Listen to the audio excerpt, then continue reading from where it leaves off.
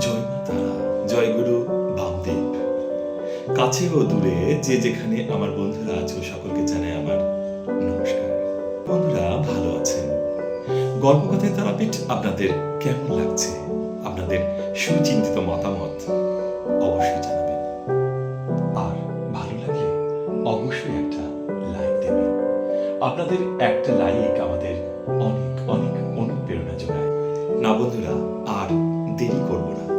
এবার আমি আপনাদের নিয়ে যাব সেই আনন্দময়ী ব্রহ্মময়ী তারা মায়ের কাছে, যেখানে আনন্দময়ী ব্রহ্মময়ী তারা মা বিরাজমান। তো আর দেরি নয়, চলুন।